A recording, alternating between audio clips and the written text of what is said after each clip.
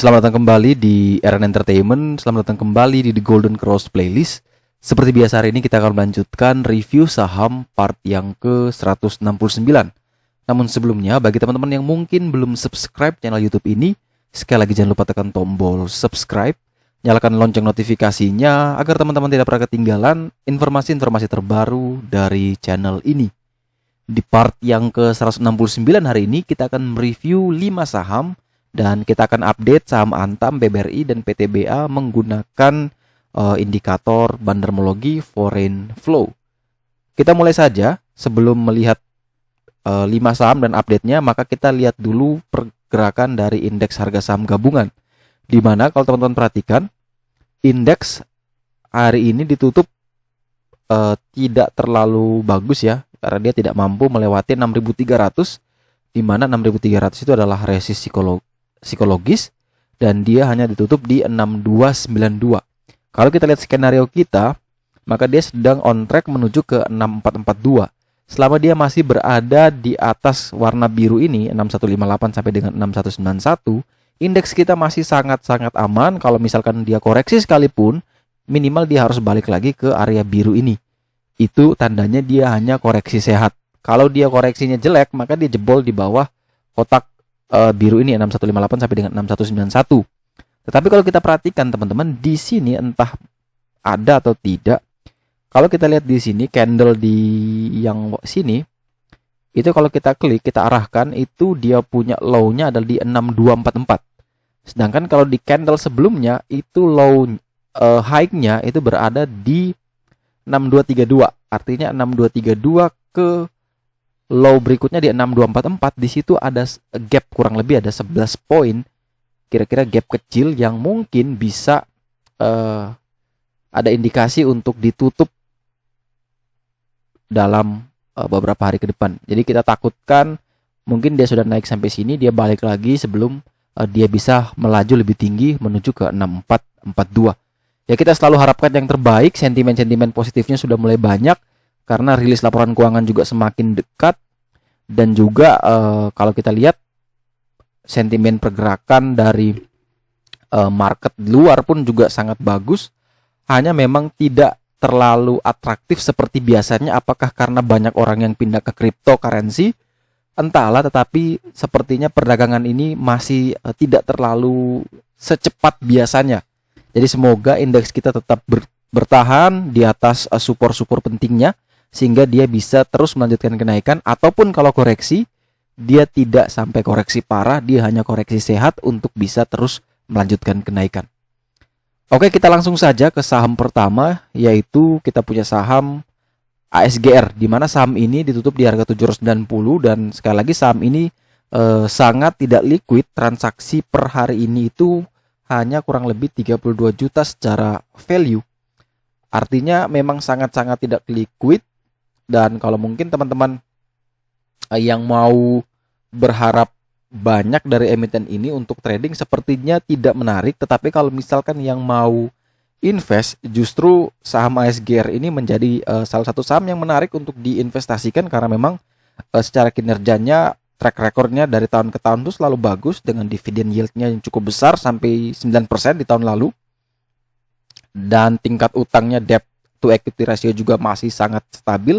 Hanya mungkin prospeknya ini yang dipertanyakan, apakah di masa-masa yang akan datang ASGR ini bisa terus menghasilkan profit, mengingat banyak sekali bisnis digital yang telah masuk. Apakah ASGR ini bisa mampu mempertahankan pangsa pasarnya? Jadi itu yang menjadi tantangan dari ASGR. Tetapi karena kita tahu bahwa di balik ASGR ini adalah salah satu perusahaan besar, Astra International, maka kita yakin, tetap optimis bahwa manajemennya tetap bisa untuk mencari solusi, menemukan inovasi-inovasi terbaik untuk ASGR, dan pastinya bisa lebih maju dan bisa survive di kondisi saat ini. Tetapi kalau kita lihat secara teknikal memang sangat tidak menarik. Tapi kalau yang mau trading, silakan. Support PBL di 760, PBH resist di 820. Silakan pertimbangkan risk rewardnya, karena dia berada di tengah-tengah, risknya medium, sehingga teman-teman bisa atur sendiri mana yang lebih menarik, apakah wait and see atau mungkin bisa buy di harga sekarang. Kita lanjut ke saham berikutnya, adalah saham keras di mana saham ini sudah mulai bergerak naik, namun di penghujung ini dia mulai sideways dan di situ dia punya PBH di 765. Nah, ini rawan.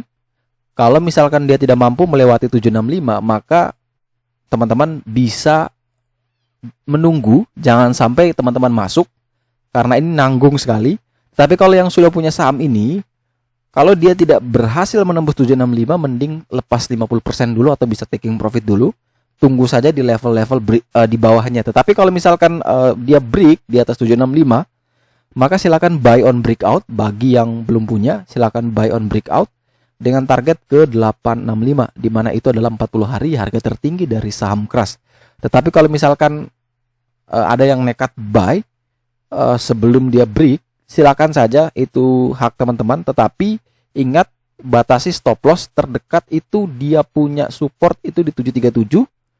Kemudian ada di 685 dan terakhir di 550. Silakan atur, hitung sendiri risk rewardnya apakah menarik atau tidak. Kalau dirasa menarik silakan masuk, kalau dirasa tidak silakan di skip. Tapi jauh lebih menarik ketika dia bisa breakout di atas 765 sehingga teman-teman punya resiko sudah terbatas, karena ketika dia break resist di 765, maka 765 ini sudah sebagai support sehingga kalau dia turun kembali di bawah 765, teman-teman bisa pasang mungkin di 750 itu untuk batasi stop loss. Sekali lagi, target kenaikan untuk keras adalah menuju ke 865 yang mana itu adalah 40 hari harga tertinggi dari saham ini. Kita lanjut ke saham berikutnya adalah saham BOS, di mana saham ini ditutup di harga 124 dan saham ini telah bergerak sideways setelah mengalami penurunan yang sangat dalam. Di indikator The Golden Cross juga sudah menunjukkan resiko low, walaupun kalau kita perhatikan di sini PBL-nya berada di 107. Artinya masih sangat jauh. Ini kurang lebih 10% sampai 13%. Kalau misalkan teman-teman buy sekarang dan pasang SL di 107 itu mungkin minusnya sampai 13% dan itu masih cukup besar. Sehingga kalau misalkan yang mau entry di saham ini silakan buy bertahap. Mungkin beli dari 124 sampai dengan 107 bertahap, semakin ke bawah nilainya semakin besar sehingga teman-teman bisa dapat average yang lebih rendah mendekati dengan daerah PBL. Jadi kalau kita lihat sekilas memang menarik karena risikonya terbatas, tetapi target kenaikannya masih terbuka lebar, yaitu sampai ke 186. Apalagi emiten ini bergerak di sektor komoditas pertambangan, khususnya batu bara, yang memang sekarang sedang tren bullish komoditasnya, sehingga mungkin bisa membantu ke trigger saham ini bisa naik lebih tinggi. Kalau misalkan ditanya saya apakah membeli saham BOS, kalau misalkan kita lihat candle seperti ini, saya jawab saya akan beli, tetapi saya cicil. Ya mungkin saya beli 10% dulu di 124. Kalau dia turun lagi di bawah 120, saya akan masuk lagi kurang lebih di 115 sampai dengan 120 itu saya mulai masuk lagi 20%. Ketika dia turun di bawah 115 ya, masuk di range 110, saya nambah lagi 30%. Ketika dia turun di bawah 110, maka saya nambah lagi sisanya mungkin kurang lebih ada 40%. Jadi saya beli terus bertahap. Akhirnya mungkin average saya nanti berada di sekitaran 113, 114. Dan itu tidak terlalu jauh dengan 107 sehingga risikonya semakin terbatas. Tetapi ketika dia berhasil rebound, maka saya punya potensi profitnya sangat-sangat terbuka lebar. Tetapi itu adalah trading plan saya, money management yang saya lakukan. Kalau teman-teman punya teknik sendiri, punya cara tersendiri, silakan diikuti. Karena tidak ada satupun teknik yang bisa 100% benar dan 100% bisa menghasilkan. Yang paling penting itu adalah disiplin. Jadi kalau teman-teman sudah punya mindset yang bagus, disiplin yang bagus, money management yang bagus, maka apapun tekniknya, saya yakin teman-teman bisa mendapatkan profit yang maksimal. Kemudian setelah saham BOS, kita punya saham Waskita, di mana saham ini ditutup di harga 1.605 dan saham ini juga sudah berada mendekati PBH atau resisten di 1685. Dan hari ini diumumkan bahwa direktur investasinya itu adalah direkturnya Bank Permata yang sudah diumumkan oleh Pak Presiden Joko Widodo. Dan apakah ini akan mempengaruhi emiten-emiten di sektor konstruksi? Saya rasa dalam waktu dekat iya, karena akan mulai terlihat bagaimana kinerjanya atau apa yang mereka lakukan dengan lembaga investasi yang dimiliki oleh kita ini. Jadi itu bisa menjadi trigger ketika mereka mengatakan, oke, langkah pertama adalah kita divestasi aset tol, ya. Waskita bilang gitu, maka otomatis saham Waskita pasti akan naik. Emiten BUMN karya yang lainnya juga pun pasti akan naik. Mereka satu gerbong, sehingga kalau satu naik, semuanya naik. Kalau di grup The Golden Cross itu saya selalu kenalkan dengan namanya pairing. Jadi pairing itu adalah emiten-emiten yang ketika satu naik, dia juga ikut naik. Jadi kita tidak fokus ke emiten yang sedang naiknya, tetapi kita fokus ke emiten yang sejenis, tetapi dia masih belum naik. Ya contohnya kayak Waskita, PTPP, Wika, Adi. Ketika Waskita naik 10% dan mungkin Wika, PTPP, Adi baru naik 2%, jangan kejar Waskitanya, kejar tiganya itu. Karena itu berdasarkan yang saya telah lalui ya, pengalaman bahwa ketika sebuah saham yang satu gerbong ya, satu pairing itu dia naik, maka ada saham lain yang sejenis itu dia juga akan naik. Karena orang akan berpindah. Semua orang kalau punya mindset yang sama, ini sudah terlalu tinggi, saya pindah ke PTPP misalkan. Maka saham PTPP juga ikut terbang. Ketika PTPP udah terbang, maka dia cari lagi sejenisnya. Nah, psikologis ini itu yang membentuk yang namanya pairing. Jadi ada banyak sekali pairing ya, misalkan kalau saham Garuda naik, ada kemungkinan besar GMFI naik. Jadi kalau Garuda sudah naik, jangan kita kejar Garudanya, pilihnya GMFI.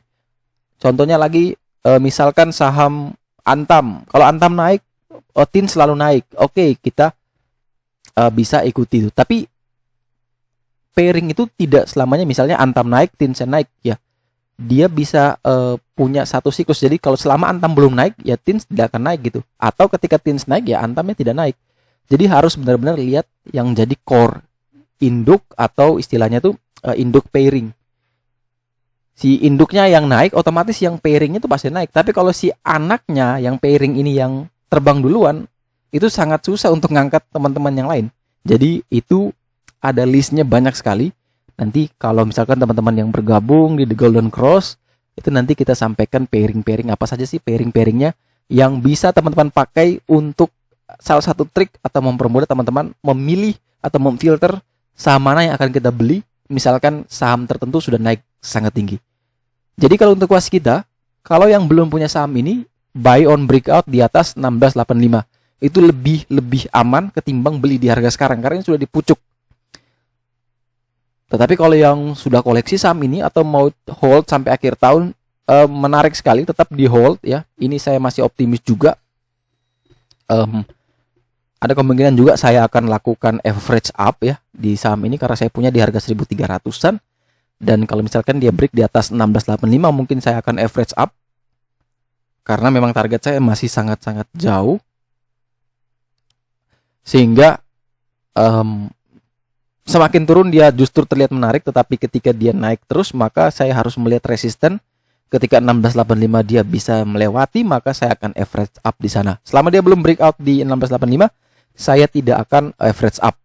Tapi kalau yang mau trading dan tidak mau menunggu 1685, maka silakan buy di harga 1605, 1600. Tetapi ketika dia turun di bawah 1566, silakan cut loss. Target kenaikan selanjutnya untuk saham Waskita adalah menuju ke 2080. Dan saham terakhir yang akan kita review di part yang ke-169 hari ini adalah saham BBKP, di mana saham ini ditutup di harga 575, naik 0,87%, di mana saham ini sekali lagi punya PBH di 605 dan PBL berada di 428. Sekali lagi saham ini secara jangka panjang memang sangat-sangat menarik. Tetapi kalau kita lihat secara tren jangka pendek, maka dia harus berusaha menembus 605. Sekali lagi dia sudah dekat dengan PBH, sehingga dia harus tembus 605 untuk memastikan bahwa dia benar-benar bullish. Dengan target selanjutnya adalah menuju ke 845. Tetapi kalau 605 tidak mampu ditembus, maka dia akan turun kembali di area 488 sampai dengan 500. Sekali lagi, kalau teman-teman yang mau invest jangka panjang, BBKP aman ya, masih sangat menarik. Tetapi kalau yang mau trading, saran saya mending buy on breakout di atas 605 dengan target ke 845. Tetapi kalau misalkan ada yang ngotot ya, daripada nunggu breakout, mending saya beli di harga 570 sampai 575. Silakan, itu hak teman-teman. Batasi sendiri risk rewardnya. Silakan mau cut loss di berapa persen, silakan minus 3%, minus 5%, atau atur sesuka hati. Taking profit pun teman-teman bisa atur, bisa di 605 langsung taking profit, atau mau tunggu sampai 845 taking profit, itu kembali kepada teman-teman. Tapi sekali lagi, kalau misalkan saya disuruh membeli saham BBKP, maka saya akan buy on breakout di atas 605 daripada saya ambil resiko beli di harga sekarang masih penuh dengan ketidakpastian ya. Ini sudah berusaha naik tapi tidak pernah tembus-tembus, jadi lebih baik kita pastikan dia aman daripada kita mencoba dan akhirnya gagal ya. Tetapi semua kembali kepada teman-teman, atur sendiri risk reward, karena risk reward setiap orang beda-beda. Jadi kalau teman-teman yang mau buy silakan buy, yang mau tunggu breakout silakan. Itu hak teman-teman. Oke, setelah kita mereview 5 saham ini, maka kita akan melihat pergerakan dari foreign flow untuk BBRI, di mana di perdagangan hari ini ada net sell sebesar 56 miliar, dan itu nilainya tidak besar sebenarnya, karena kalau teman-teman perhatikan di 8 hari belakangan ya, ini kurang lebih hampir 1 triliun yang akumulasi, dan dia baru keluar 56 miliar, jadi masih sangat sedikit. Tetapi kita tetap perlu waspada karena BRI ini kita buy karena berdasarkan foreign flow. Artinya kita akan jual ketika foreign flow itu sudah mulai keluar dan nilainya pun minimal setengah dari yang sudah diakumulasi. Itu menandakan bahwa benar-benar dia sudah taking profit. Tetapi kalau masih keluarnya sedikit, itu hanya koreksi sehat lah istilahnya kalau di teknikal. Jadi ini masih 56.000, masih aman. Apalagi misalkan besok dia hijau lagi, ya kita tetap hold. Tetapi kalau misalkan besok dia keluar sampai 500 miliar, nah itu baru kita juga melakukan posisi untuk sell dulu. Bisa 50%, bisa lepas semua untuk menjaga profit yang sudah kita dapatkan ya. Karena saya tahu bahwa banyak sekali yang ambil BRI di level di harga-harga bawah waktu terjadi penurunan yang drastis di IHSG. Kemudian setelah BBRI kita punya PTBA, di mana kalau PTBA secara foreign flow ini masih minus 15,6 miliar ya, terjadi net sell. Tetapi sekali lagi karena PTBA ini kita tidak buy berdasarkan foreign flow, kita buy berdasarkan laporan keuangan, karena kita optimis laporan keuangannya bagus, maka kita akan tetap hold sampai laporan keuangan itu dirilis. Kalau hasilnya bagus, pasti harga sahamnya akan naik. Tapi kalau hasilnya jelek, maka itu adalah reason untuk kita melakukan cut loss. Jadi foreign flow ini membantu kita untuk meyakinkan kita bahwa harga saham ini benar-benar bisa up lebih tinggi. Tetapi kalau misalkan terjadi net sell seperti ini dan sahamnya terus turun, maka tetap sekali lagi kita tetap akumulasi, karena sektor komoditas khususnya coal ini masih sangat menarik selama harga komoditasnya berada di atas $70. Jadi kita tetap hold. Kalau dia turun, monggo kita ambil lebih banyak lagi. Kita kawal terus sampai laporan keuangan rilis, sampai dividennya dibagikan. Berikutnya kita punya Antam. Ini salah satu saham yang paling banyak dibahas, dibicarakan, dan ditransaksikan. Ini hari Selasa saja sudah 1 triliun ya transaksinya, dan asing masih net buy 55 miliar. Artinya masih sangat menarik. Dan nanti kita akan coba lihat chartnya seperti apa.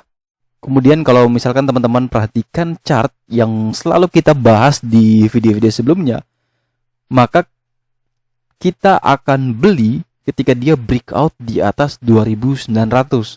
Jadi di kondisi saat ini dia masih kembali lagi turun di 2870 dan dia sekarang bermain di 2900. Artinya 2900 ini adalah resisten yang sangat kuat sehingga dia masih belum bisa naik di atas itu. Jadi skenarionya adalah semoga dia bisa turun dulu, nguji lagi di 2670 baru dia rebound. Tapi kalau lebih bagusnya adalah dia langsung tembus ke 3297. Ini sepertinya sedang menunggu rilis laporan keuangan sehingga harga sahamnya tuh ditahan terus, akan bergerak sideways sampai nanti hasilnya seperti apa. Tetapi biasanya kalau sebuah saham itu sudah mulai sideways mendekati resisten, itu biasanya dia akan turun dulu. Biasanya. Semoga saja besok dia kembali naik atau tutup minimal di 2900 lah. Jadi jauh lebih meyakinkan kita bahwa saham ini bergerak nanti akan ke atas. Ini karena dia sudah beberapa hari ditutup terus di bawah 2900, maka masih menjadi sebuah ketakutan ya. Kalau kita yang belum punya sahamnya, jangan dulu masuk. Masuk ketika dia breakout di atas 2900, cut loss kita pasang di 2870. Jadi otomatis kalau buy 2900, ini sudah kena cut loss terus nih. Makanya teman-teman bisa pastikan dia kuat bertahan di atas 2900, itu baru menjamin bahwa harga sahamnya ini akan bisa terus melanjutkan kenaikan. Kemudian untuk PTBA, kalau teman-teman perhatikan ini sudah beberapa kali dia tidak melewati 2620. Jadi kalau yang mau beli buy on breakout di atas 2620, targetnya ke kotak biru besar ini, kurang lebih di 2878 sampai dengan 2962. Tetapi selama dia belum break di atas 2620, jangan dulu buy, khusus untuk yang mau trading. Tetapi kalau yang mau invest, silakan tambah muatan kalau misalkan dia turun lagi di kotak warna merah, kurang lebih di 2400 sampai dengan 2493, karena emiten ini masih sangat menarik atau masih sangat layak untuk kita hold dalam jangka waktu yang panjang.